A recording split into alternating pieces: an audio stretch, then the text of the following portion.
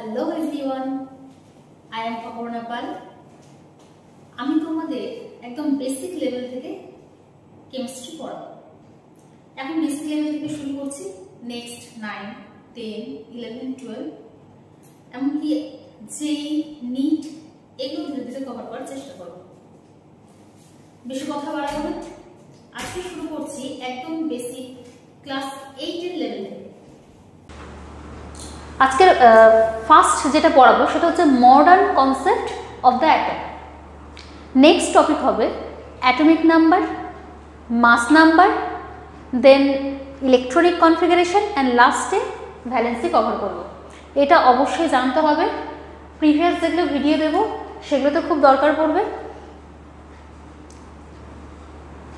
তাহলে ফার্স্টে বলি modern concept of the atom. আচ্ছা, ফার্স্টে জানতে হবে অ্যাটমটা কি। ধরো কোনো একটা চক নিলাম, সেটাকে আমি একদম যতটা ভাঙা যায় সেই একদম ছোট ছোট কণায় ভেঙে দিলাম। ভাঙার পর যে এক একটা পার্টিকেল পেলাম সেটাকে আমরা বলবো মলিকিউল। সেটাও কিন্তু অ্যাটম না, সেটা হচ্ছে মলিকিউল, মানে যেটাকে আমরা খালি চোখে দেখতেই পাবো না, এতটা ছোট। এবারে সেটাকেও পরবর্তীতে জানা গেল সেই মলিকিউলকেও আরও ভাঙা যায়। ভাঙার পর যে আরও ছোট ছোট কণা পাবো বা পার্টিকেল পাবো সেগুলোকে বলছে অ্যাটম। বোঝা গেছে কোনটা মলিকিউল কোনটা অ্যাটম? ফার্স্টে তো আমরা জানতাম যে অ্যাটমকে আর ভাঙা যায় না, এটাই হচ্ছে সব থেকে স্মলেস্ট পার্টিকেল। কিন্তু পরবর্তীতে জানা গেল এটাকেও ভাঙা যায়। ভাঙার পরে মেইনলি যেগুলো পাই সেটা হচ্ছে প্রোটন, নিউট্রন অ্যান্ড ইলেকট্রন। তাহলে কি বললাম? অ্যাটমকে ভাঙার পর আমরা মেইনলি পাচ্ছি কি পাচ্ছি? প্রোটন, যেটাকে পি দিয়ে ডিনোট করা হয়,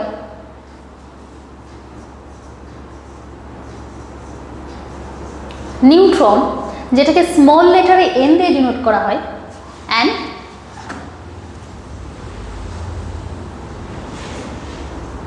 ইলেকট্রন যেটাকে স্মল ই হিসেবে ডিনোট করা হয়। এবার এটাও জানতে হবে কোনো একটা অ্যাটমের মধ্যে প্রোটন এটা পজিটিভলি চার্জড পার্টিকেল। কি বললাম? তিনটে part, first proton, neutron and electron. তার মধ্যে যেটা ফার্স্টের পার্ট বললাম প্রোটন, সেটা পজিটিভ চার্জড, এটা পরে আসছি। নেক্সট হচ্ছে ইলেকট্রন, সেটা হচ্ছে নেগেটিভ চার্জ, অ্যান্ড নিউট্রন এটা হচ্ছে নিউট্রাল, মানে এর কোনো চার্জ নেই, এটা হচ্ছে নিউট্রাল।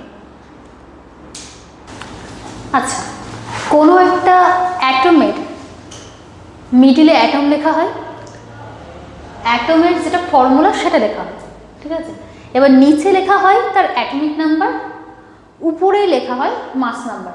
তার মানে শুধুমাত্র এই স্ট্রাকচারটা দেখেই আমরা বলে দিতে পারবো এই অ্যাটমের অ্যাটমিক নাম্বার কত, মাস নাম্বার কত। এবার আরো একটা জিনিস জানতে হবে, কোনো একটা অ্যাটমের মধ্যে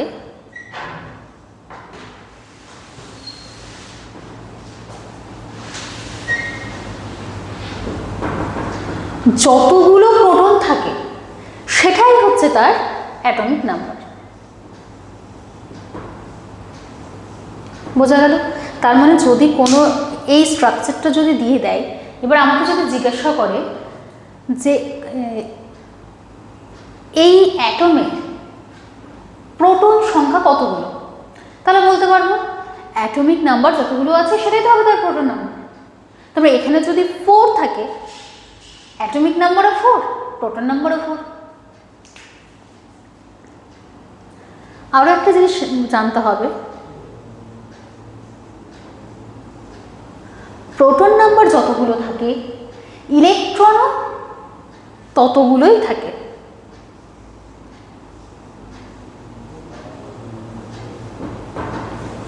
তাহলে দেখো, শুধুমাত্র অ্যাটমিক নাম্বার থেকে আমরা কত কি জানতে পারি। এই স্ট্রাকচার দেখে তো আমরা সহজেই বলতে পারবো কতগুলো অ্যাটম আছে, বা অ্যাটমিক নাম্বার কত হবে, মাস নাম্বার কত হবে।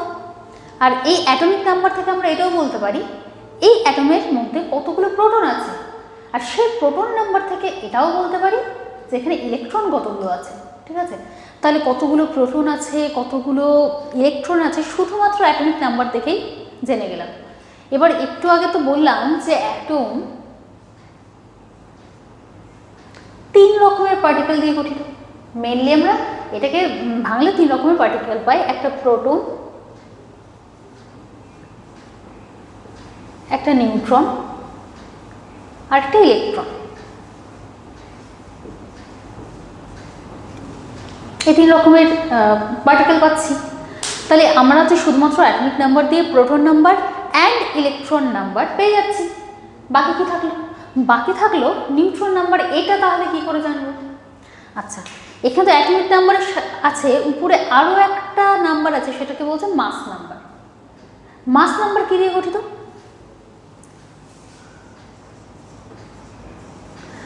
মাস নাম্বার যেটাকে আমরা এ দিয়ে ডিনোট করি, তার মধ্যে কি কি আছে? তার মধ্যে আছে proton and neutron.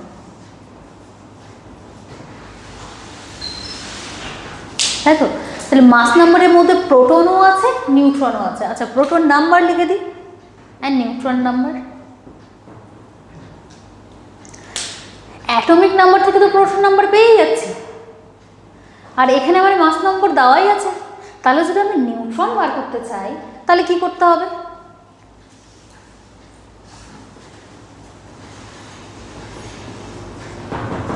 Mass number থেকে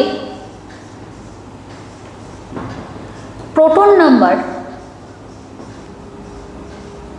যদি মাইনাস করে দিই তাহলে আমরা নিউট্রন পেয়ে যাব। ক্লিয়ার এটুকু? তাহলে কি কি জানলাম? কোনো একটা অ্যাটমকে আমরা ভাঙলে মেইনলি 3টা জিনিস পাচ্ছি, 3টে পার্টিকেল পাচ্ছি, একটা proton, neutron and electron. Proton কি বললাম? পি দিয়ে ডিনোট করা হয় অ্যান্ড এটা পজিটিভলি চার্জড। নিউট্রন বলেছি এন দিয়ে ডিনোট করা হয়, নো চার্জ। ইলেকট্রন ই দিয়ে ডিনোট করা হয়, এটা নেগেটিভলি চার্জড। তারপরে কি জানলাম? Atomic number and mass number. শুধুমাত্র এই স্ট্রাকচার দেখে আমরা অ্যাটমিক নাম্বার জানবো, মাস নাম্বার জানবো, আরও 3টে জিনিস বার করতে পারবো। কি কি? প্রোটন, নিউট্রন অ্যান্ড ইলেকট্রন নাম্বারও আমরা ইজিলি এখান থেকে কাউন্ট করতে পারবো। তাহলে একটা এক্সাম্পল দেওয়া যাক। তোমাদের প্রচুর প্রবলেম করানো হবে, কোনো চিন্তা নেই।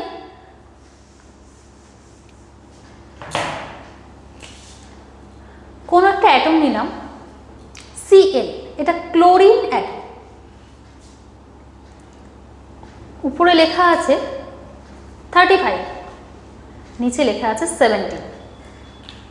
তাহলে এখান থেকে আমরা কি কি পাবো? ফার্স্টে কি বললাম? নিচেরটাকে কি বলে? Atomic number. উপরটাকে কি বলে? মাস নাম্বার।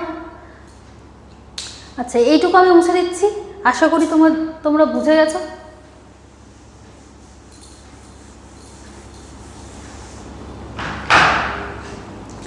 আচ্ছা, ফার্স্টে দেখি অ্যাটমিক নাম্বার কত।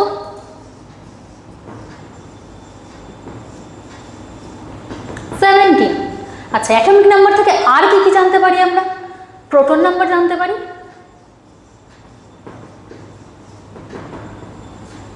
যতগুলো প্রোটন থাকে সেটাই তো হচ্ছে তার অ্যাটমিক নাম্বার। তাহলে প্রোটন নাম্বারও কি হয়ে যাবে? 17।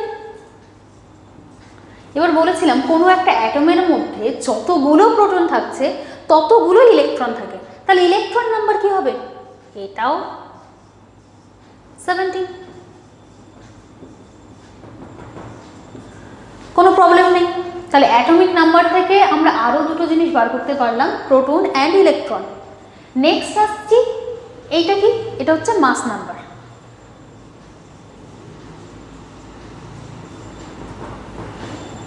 মাস নাম্বার কত হবে? 35। আর কি বাকি থাকলো আমাদের জানতে? এখান থেকে অ্যাটমিক নাম্বার পেয়ে গেছি, মাস নাম্বার পেয়ে গেছি, প্রোটন নাম্বার, ইলেকট্রন নাম্বার পেয়ে গেছি। বাকি থাকলো এই যে নিউট্রন। নিউট্রনটা কি করে বার করব?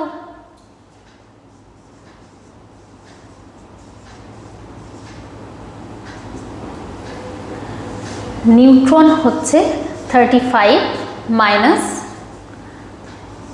17। আচ্ছা, এই 35টা কোথায়? এটা মানে কি? এটা হচ্ছে মাস নাম্বার, আর এইটা কি হচ্ছে? এটা হচ্ছে প্রোটন নাম্বার।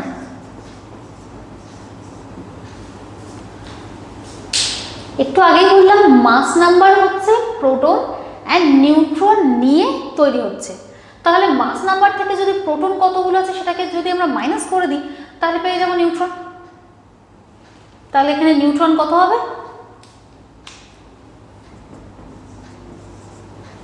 18। ক্লিয়ার? এইখান থেকে তোমাদের শর্ট টাইপের কোশ্চেন দেয়, আশা করি এইটুকুটা বুঝে গেছো। নেক্সট টপিকে আসছি। আচ্ছা, এখান থেকে আমি কয়েকটা তোমাদের হোমওয়ার্ক দিয়ে দিচ্ছি, তোমরা ট্রাই করবে।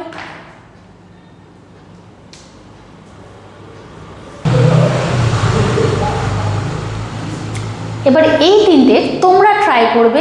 কি কি বার করবে? ফার্স্ট যেভাবে আমি এগুলো বার করেছি পরপর সেগুলোই বার করবে। Atomic number, mass number, proton, neutron আর ইলেকট্রন নাম্বার।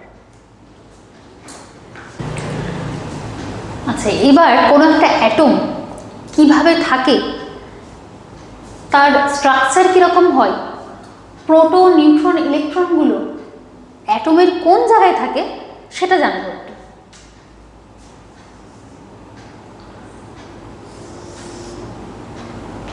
আচ্ছা, বলা হয় কোনো একটা অ্যাটমের মিডিলের একটা পার্ট থাকে আর বাইরে এইভাবে কিছু অরবিট থাকে, অরবিট বা সেল বলে।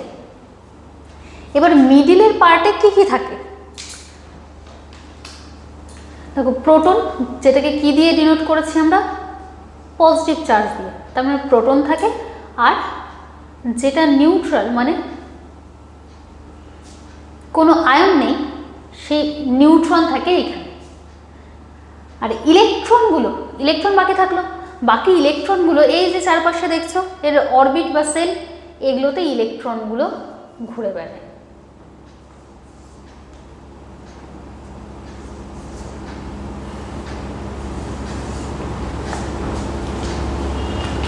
ঠিক আছে? আরো একটা জিনিস জানতে হবে, প্রোটনের যেটা মাস আর নিউট্রনের মাস, এদের মাসের তুলনায় ইলেকট্রনের মাস খুবই কম। তার জন্য বলা হয়, আচ্ছা এখানে মাঝে যে জায়গাটা যার মধ্যে প্রোটন নিউট্রন দুজনেই বসে আছে, এই জায়গাটাকে বলে নিউক্লিয়াস। তাহলে যে জায়গাতে প্রোটন নিউট্রন দুজনেই একসাথে জোট বেঁধে আছে সেটাকে বলছে নিউক্লিয়াস। নিউক্লিয়াসের মধ্যে প্রোটন আছে, নিউট্রন আছে, আর এদের যেটা মাস সেটা অনেক বেশি হয় ইলেকট্রনের থেকে। তাই জন্য বলা হয় যে কোনো একটা অ্যাটমের মাস তার নিউক্লিয়াসেই থাকে। আচ্ছা, এবার আমরা আসবো ইলেকট্রনিক কনফিগারেশন।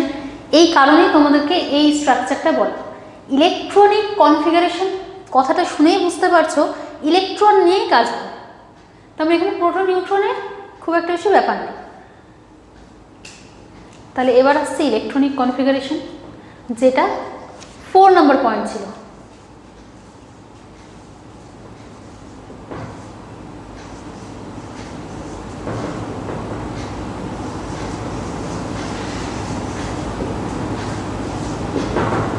এইটা কি করে করব? ইলেকট্রনিক কনফিগারেশনটা আমরা কি করে করব? এবার বললাম যতগুলো ইলেকট্রন আছে সেটা নিয়েই ইলেকট্রনিক কনফিগারেশনের কাজ হবে। প্রোটন নিউট্রনের খুব একটা বেশি ব্যাপার নেই।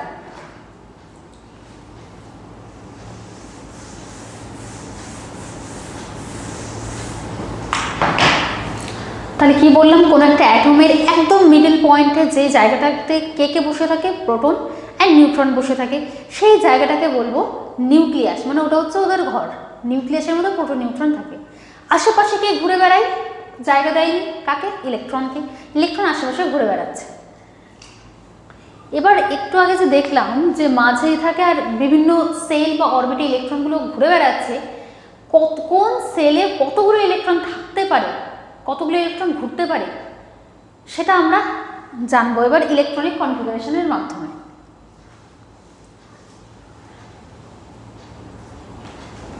একটু আগেই নিয়েছিলাম ক্লোরিন, সেটাই নিই। এবার আমার দরকার হচ্ছে এই যে 17 লিখেছিলাম সেই নাম্বারটা। কেন এই নাম্বারটাই শুধু দরকার? কেন এটাকে কি বলে? অ্যাটমিক নাম্বার বা প্রোটন নাম্বার বা ইলেকট্রন নাম্বার। কারণ বললাম ইলেকট্রনিক কনফিগারেশন শুধুমাত্র ইলেকট্রন কতগুলো আছে তার উপর ডিপেন্ড করছে, তাহলে ইলেকট্রনিক কনফিগারেশন তাই হবে। এবার একটা রুলস আছে,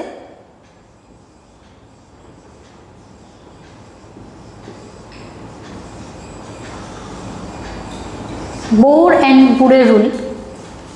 এরা একটা রুল দিয়েছে যে বলেছে যে কোনো একটা সেল বা কোনো একটা অরবিটে কতগুলো ইলেকট্রন থাকতে পারে তার একটা ফর্মুলা দিয়েছে 2n²। ঠিক আছে, এই রুলস থেকে আমরা জানবো কোন অরবিটে কতগুলো ইলেকট্রন থাকে। যদি এটা হয় অ্যাটম যার মধ্যে পজিটিভ চার্জ অ্যান্ড নিউট্রন থাকে, আশেপাশে যে ইলেকট্রনগুলো বিভিন্ন সেল বা অরবিটে ঘুরছে, এই সেলগুলোরও একটা করে নাম আছে, যেমন আমাদের একটা করে নাম থাকে, সেলগুলোরও একটা করে নাম দেওয়া হয়েছে। ফার্স্ট এই সেলটাকে বলে কে, এটাকে এল, এটা এন, আরও যত পরে থাকবে এন, ও, পি, এভাবে হতে থাকবে। এবার জানতে হবে এদের এনার্জি, কার এনার্জি বেশি। কে সেলের এনার্জি সবথেকে কম, যত দূরে যাবে এনার্জি তত বাড়ে, মনে থাকবে।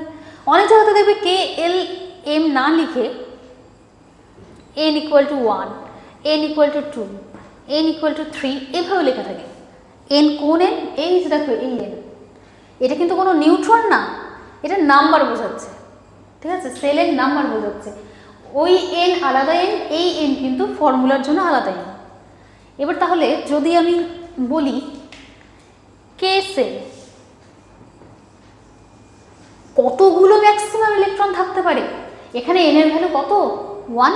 তার মানে এই ফর্মুলাতে আমি বসাবো 2 × 1² তাহলে কতগুলো হচ্ছে 2। তার মানে কে সেলে ম্যাক্সিমাম 2টো ইলেকট্রন থাকতে পারে, তার বেশি থাকবে না। নেক্সট আসছি এল সেল, এখানে কতগুলো ইলেকট্রন থাকবে? 2। এটার জন্য n এর ভ্যালু কত? 2, তাহলে 2 এর² কত হবে? 8। তার মানে এল সেলে ম্যাক্সিমাম 8টা ইলেকট্রন থাকতে পারে, তার বেশি ইলেকট্রন থাকবে না। কম থাকতে পারে, বেশি থাকতে পারবে না। ধরো তোমার কোনো একটা ঘরে 2 জনের ক্যাপাসিটি আছে, সেখানে তুমি 3 জন 4 জন তো ঢুকিয়ে দিতে পারবে না। সেরকমই এখানে ম্যাক্সিমাম ক্যাপাসিটি 2, কম তো থাকতেই পারে, এখানে ম্যাক্সিমাম ক্যাপাসিটি 8। একই রকমভাবে এন সেলে কি হবে?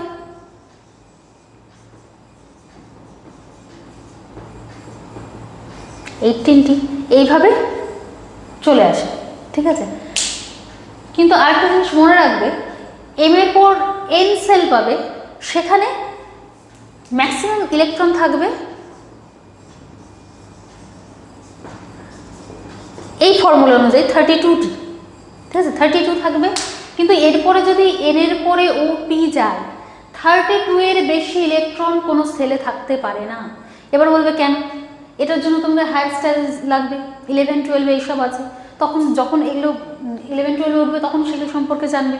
এখন জেনে রাখো কে সেলে ম্যাক্সিমাম 2টো ইলেকট্রন থাকবে, এল সেলে 8টি, এম সেলে 18টি। এখন এইটুকুটাই এনাফ। আচ্ছা, এগুলো জেনে কি করছি? কারণ জানবো ইলেকট্রনিক কনফিগারেশন। নিয়েছি আমি ক্লোরিন, যার মধ্যে ইলেকট্রন আছে 17। তাহলে এর ইলেকট্রনিক কনফিগারেশন কি করে করব? এইভাবে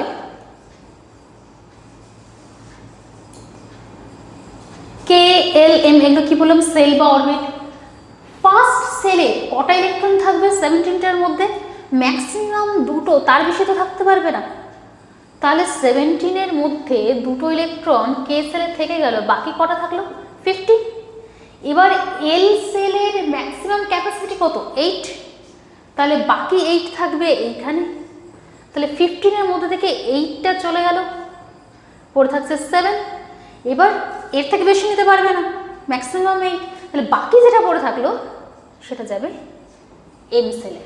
ব্যাস হয়ে গেল, এটাই ইলেকট্রনিক কনফিগারেশন। একদম ইজি, মনে হচ্ছে খুব কঠিন কিছু, কিন্তু কিছুই নেই, খালি জানতে হবে কোন ফর্মুলা থেকে আসছে, এই ফর্মুলা থেকে 2n স্কোয়ার।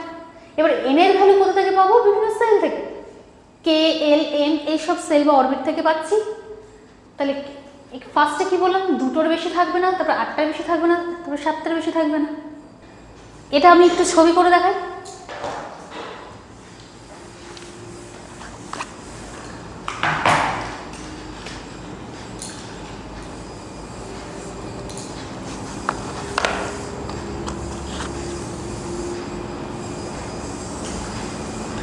আমার কটা সেল দরকার?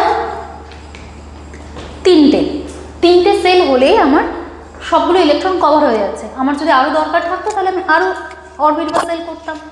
ফার্স্টে কি বললাম, এটা কে, এর নাম হচ্ছে এল, এটা হচ্ছে এম। তাহলে মিডিলের এটা কি, মিডিলের এই জায়গাটাকে কি বলে? এখনই বললাম, এটাকে বলে নিউক্লিয়াস। তাই তো, নিউক্লিয়াস। তার মধ্যে কারা কারা আছে? আছে হচ্ছে পজিটিভ চার্জযুক্ত প্রোটন অ্যান্ড নিউট্রন। এবার প্রোটন কটা আছে, নিউট্রন কটা আছে সেটা পরে আসছি। তাহলে এখানে যদি আমি ইলেকট্রন দেখাতে চাই, কে কক্ষে কে অরবিটে কতগুলো আছে বললাম? দুটো। তার মানে এখানে একটা ইলেকট্রন, আর যে এই পজিশনে যে কোনো এক জায়গায় আরও একটা ইলেকট্রন। কে সেল কমপ্লিট, দুটোর বেশি থাকতে পারবে না। নেক্সট এল সেল আছে কটা? 8 1 2 3 4 5 6 7 8 হয়ে গেল। এটা গেল এল সেলে। নেক্সট এম সেলে কতগুলো আছে? 7। তাহলে এখানে করব 7টা। 1 2 3 4 5 6 and 7। ব্যাস হয়ে গেল ইলেকট্রনিক কনফিগারেশন। তবে তোমাদের এক্সামে তোমাদের তো এরকম ছবি আঁকতে দেবে না, তোমাদের খালি এইটা জানতে চাইবে যে এর ইলেকট্রনিক কনফিগারেশন কী হবে। আরও একটা এক্সাম্পল নিই, যেমন এফ, এটা নাম হচ্ছে ফ্লুরিন। ঠিক আছে, আমরা এটা কি লিখি? কোনো একটা অ্যাটমের ফর্মুলা এইভাবে মনে রাখতে হবে, আর এইভাবে আমরা এটাকে ডিনোট করি। এফ এর অ্যাটমিক নাম্বার হয় 9। এটা থেকে কি জানবো? ইলেকট্রন কতগুলো আছে জানতে পারবো। তাহলে ফ্লুরিনের জন্য ইলেকট্রনিক কনফিগারেশন কি হবে? ফার্স্টে কে সেলে তো দুটো ম্যাক্সিমাম, তাহলে 9-এর মধ্যে দুটো যদি কে সেলে থেকে যায়, বাকি থাকলো 7। এল এর ম্যাক্সিমাম ক্যাপাসিটি কী হবে? এল এর ম্যাক্সিমাম ক্যাপাসিটি হচ্ছে 8, তাহলে এখানে 7 আছে, লিখতেই পারি। ব্যাস হয়ে গেল এর ইলেকট্রনিক কনফিগারেশন ফ্লুরিনের। ব্যাস এইটুকুই হচ্ছে ইলেকট্রনিক কনফিগারেশন, এর বেশি না। তাহলে এর জন্য ছবি কী হবে? এইটা কার করেছিলাম? এটা করেছিলাম ক্লোরিনের। নেক্সট কার করলাম? এটা ফ্লুরিন। তাহলে ফ্লুরিনের ক্ষেত্রে কী হবে?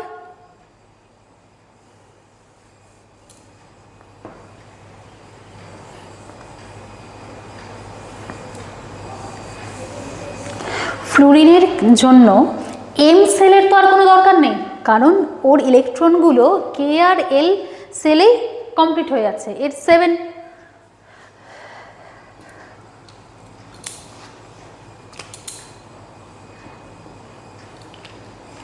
এটা হচ্ছে ফ্লুরিনের। দেখো কে সেলে 1 2 দুটো, এল সেলে 1 2 3 4 5 6 7 7 হয়ে গেল ফ্লুরিনের ইলেকট্রনিক কনফিগারেশন। আশা করি তোমাদের ইলেকট্রনিক কনফিগারেশন ক্লিয়ার হয়েছে। তাও যদি তোমাদের কোনো ডাউট থাকে তোমরা অবশ্যই কমেন্টে জানাবে। নেক্সট টপিক আসছি ভ্যালেন্সি। আচ্ছা, ভ্যালেন্সি আমরা কি করে বার করব? মনে রাখবে, ভ্যালেন্সি হচ্ছে কোনো একটা অ্যাটম তার কোনো একটা সেলে ম্যাক্সিমাম যতগুলো ইলেকট্রন, লাস্ট সেলে যতগুলো ইলেকট্রন আছে তার উপর ডিপেন্ড করে ভ্যালেন্সি বার করা হয়। বুঝলে না? বলি এবার কি, যেহেতু আমি ক্লোরিন নিয়েই বলেছি, সবগুলো ক্লোরিন নিয়েই বলছি, তাহলে তোমাদের সুবিধা হবে বুঝতে। ক্লোরিনের বলেছিলাম 17, উপরে 35 আছে, জানার দরকার নেই এখন, কারণ ভ্যালেন্সিটা ডিপেন্ড করছে ইলেকট্রনিক কনফিগারেশনের উপর। তাহলে ইলেকট্রনিক কনফিগারেশনে তো প্রোটন নিউট্রনের খুব একটা প্রয়োজন পড়েনি, ইলেকট্রন হলেই হয়ে যাবে। তো এখানেও ইলেকট্রন হলেই হয়ে যাবে, এটা তো অ্যাটমিক নাম্বার বা প্রোটন নাম্বার বা ইলেকট্রন নাম্বার বলতে পারি। তাহলে এটার জন্য যেটা আমরা ইলেকট্রনিক কনফিগারেশন করলাম, কি করলাম, 2, 8 and 7, তাই তো? এবার একটা জিনিস মনে রাখবে,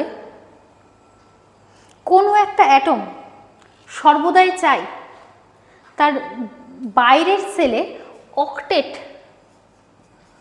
অক্টেট ফিল করতে, ঠিক আছে?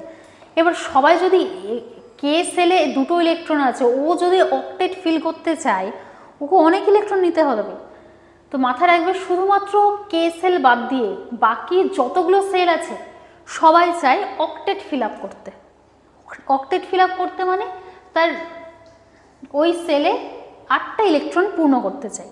আর তাহলে যদি কে সেল থাকে, তাহলে সে কি করবে, সব কে সেল বাদে বাকি যতগুলো সেল আছে সবাই চায় তাদের সেলে যেন অক্টেট ফিল থাকে। অক্টেট ফিল মানে ইলেকট্রন যেন 8টা থাকে। এর তো আছে, এর নেই। কিন্তু আমরা কোনটা দেখব, সব থেকে আউটার মোস্ট যে অরবিটাল, যে অরবিট বা সেল আছে সেটাকে দেখব। আউটার মোস্ট মানে সব থেকে বাইরের সেলে যেটা আছে, এটা সব থেকে বাইরের সেল, এর কি অক্টেট ফিল আছে? নেই। তাহলে ও কি চাইবে, কারোর কাছ থেকে যে করেই হোক একটা ইলেকট্রন নিয়ে নিতে, যেন ওরও লাস্টে 8টা পূরণ হয় বা অক্টেট ফিল হয়। এবার কেন চাই, কারণ আমাদের পিরিয়ডিক টেবিলে, তোমরা বুঝতে পারবে কিনা জানি না, যেহেতু তোমাদের 8 স্ট্যান্ডার্ড, সবগুলো এলিমেন্টই চাই নিষ্ক্রিয় গ্যাসের মতো বা নোবেল গ্যাসের মতো বিহেভ করতে, ঠিক আছে? কারণ নোবেল গ্যাস হচ্ছে সব থেকে স্টেবল অ্যাটম, সব থেকে স্টেবল অ্যাটম। ওর দরকার নেই কারো কাছ থেকে ইলেকট্রন নেওয়ার বা কাউকে ইলেকট্রন দেওয়ার, ও যেমন আছে ভালো আছে, খুশি আছে। যেমন আমরা চাই ক্লাসের ফার্স্ট যে আছে তার মতোই সবাই হতে চাই, সেরকম হচ্ছে এই সব অ্যাটমের একই ব্যাপার। সব অ্যাটমই চাই ওই নিষ্ক্রিয় গ্যাসের মতো, ওই যে ক্লাসের ফার্স্ট যে তার মতো হতে। তাই জন্য কি চাইছে, এর যদি লাস্টে 8 ফিল হয়ে যায়, তাহলে এ কী হয়ে যাবে, নোবেল গ্যাসের মতো হয়ে যাবে। এই কারণে এ চাইবে বাইরের কোনো অ্যাটম বা যার কাছেই হোক একটা ইলেকট্রন নিয়ে নিতে। এটাকেই বলছে ভ্যালেন্সি, ঠিক আছে? কেন নেবে, কারণ ও অক্টেট ফিল করতে চায়। কেন অক্টেট ফিল করতে চাই, কারণ ও নোবেল গ্যাসের মতো হতে চায়। কেন নোবেল গ্যাসের মতো হতে চাইবে, কারণ নোবেল গ্যাস সব থেকে স্টেবল। বোঝা গেছে? তার মানে যেহেতু যদি একটা ইলেকট্রন ওই নিয়ে নেয়, তাহলে ওর অক্টেট ফিল হবে, তাই এর ভ্যালেন্সি হচ্ছে 1। বোঝা গেছে? তার মানে ও যতগুলো নিতে চাই ইলেকট্রন বা যতগুলো কাউকে দিয়ে দিতে চাই ইলেকট্রন, সেটা হচ্ছে তার ভ্যালেন্সি। আচ্ছা, এটা তো গেল ইলেকট্রন নিচ্ছে। অন্য একটা এক্সাম্পল নিই।